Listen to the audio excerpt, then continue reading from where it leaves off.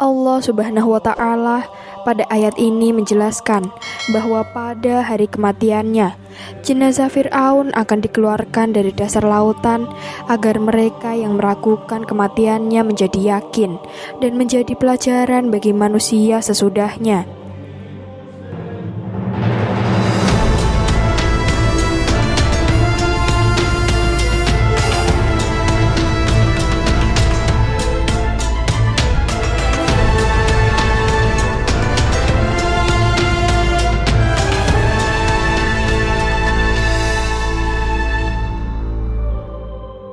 Assalamualaikum warahmatullahi wabarakatuh. Halo Sobat Muslimpedia, semoga Allah selalu menjaga antum semuanya. Dan di video kali ini kita akan membahas tentang jasad Fir'aun yang dikisahkan Al-Quran surat Yunus terbukti 12 abad kemudian. Al-Quran diabadikan kisah jasad Fir'aun yang diselamatkan oleh Allah Subhanahu wa Ta'ala. Kitab suci Al-Quran diturunkan kepada Nabi Muhammad Sallallahu Alaihi Wasallam melalui malaikat Jibril secara berangsur-angsur atau bertahap.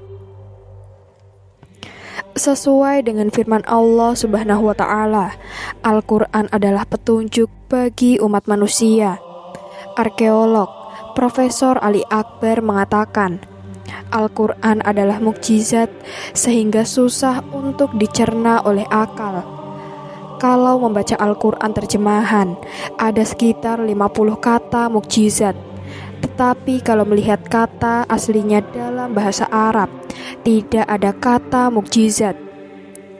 Jadi ayat Al-Quran itu sendiri sebagai bukti, tanda-tanda ia nyata dan bisa dicari faktanya, kata Profesor Ali Akbar saat peluncuran dan diskusi buku Asal-Usul Manusia Pertama di Bumi karya Ali Akbar di Taman Ismail Marzuki. Dalam pemaparannya, Profesor Ali Akbar mengutip ayat Al-Quran, Quran Surat Yunus ayat 92. Allah Subhanahu wa Ta'ala berfirman, yang artinya, pada hari ini kami selamatkan jasadmu agar kamu menjadi pelajaran bagi orang-orang yang datang setelah kamu. Sesungguhnya kebanyakan manusia benar-benar lengah atau tidak mengindahkan tanda-tanda kekuasaan kami. Quran Surat Yunus ayat 92. Allah Subhanahu wa Ta'ala pada ayat ini menjelaskan bahwa pada hari kematiannya, jenazah Fir'aun akan dikeluarkan dari dasar lautan agar mereka yang meragukan kematiannya menjadi yakin dan menjadi pelajaran bagi manusia sesudahnya. Profesor Ali Akbar menjelaskan, Surah Yunus ayat 92 turun ketika Nabi Muhammad Sallallahu Alaihi Wasallam berumur sekitar 40 tahun sampai 63 tahun atau sekitar tahun 600-an Masehi. Padahal pada masa Nabi Muhammad Sallallahu Alaihi Wasallam atau tahun 600-an Masehi, tidak ada satupun jasad mumi ditemukan termasuk mumi Fir'aun. Mumi-mumi itu baru ditemukan arkeolog orang-orang Mesir tahun 1800-an Masehi. Artinya butuh waktu 1200 tahun untuk membuktikan bahwa surat Yunus ayat 92 adalah benar, ujar Profesor Ali Akbar. Arkeolog dari Universitas Indonesia atau UI mengatakan, mungkin pertanyaan yang muncul dan sulit dijawab ketika membaca ayat-ayat Al-Quran dan terjawab 100 atau 200 tahun kemudian. Dia mengungkapkan, ajaibnya ayat Al-Quran tidak pernah berubah sejak dahulu diwahyukan kepada Nabi Muhammad Sallallahu Alaihi Wasallam hingga sekarang. Jadi Al-Quran tidak pernah direvisi. Dikatakan Profesor Ali Akbar, bukunya Charles Robert Darwin saat 6 kali revisi. Pada edisi buku pertama, Charles Darwin masih malu-malu membicarakan sang pencipta. Tapi di edisi terakhir bukunya, setelah direvisi beberapa kali, dijelaskan Charles Darwin bahwa ada the creator atau sang pencipta, ujar Profesor Ali Akbar. Kemukjizatan Al-Quran sangat banyak, bahkan para ulama pun berbeda pendapat mengenai jumlahnya.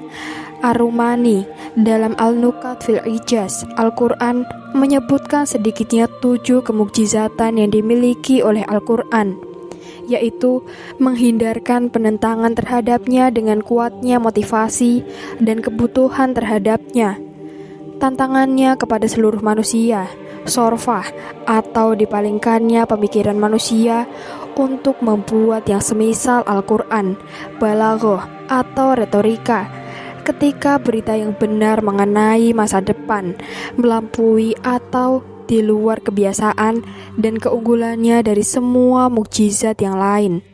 Sementara itu, Al-Baqillani dalam Ijaz Al-Quran menolak paham sarfah dan ia menyebutkan hanya 3 segi kemukjizatan Al-Quran yang meliputi pemberitaan tentang perkara-perkara gaib, penuturan kisah-kisah umat atau orang terdahulu, padahal ia disampaikan oleh seorang yang umi atau tak mahir membaca dan menulis, dan keunggulan dalam susunan redaksinya yang indah dan keserasiannya yang menakjubkan. Namun Al-Baqillani sendiri lebih cenderung memilih segi ketiga ini sebagai kemukjizatan Al-Quran yang sebenarnya dan merinci lagi segi ini ke dalam banyak poin. Berbeda dengan yang lainnya, Al-Qurtubi pada tahun 671 Hijriyah dalam Muqaddimah Al-Jami' li Ahkam Al-Quran menyebutkan 10 segi kemukjizatan Al-Quran, yakni susunan redaksi yang begitu indah yang lain dari yang lain, gaya bahasa atau uslub yang lain dari yang lain, jalazah atau kefasihan yang mustahil berasal dari makhluk, pengaruhnya yang besar terhadap bahasa Arab, pemberitaan peristiwa-peristiwa yang telah berlalu sejak bermunculnya dunia ini hingga waktu turunnya Al-Quran, dan terbuktikannya janji-janji yang ada di dalamnya. Kemudian, pemberitaan peristiwa-peristiwa gaib pada masa mendatang, pengetahuan yang terkandung di dalamnya, hikmah-hikmahnya yang matang, serta keselarasan kandungannya lahir dan batin.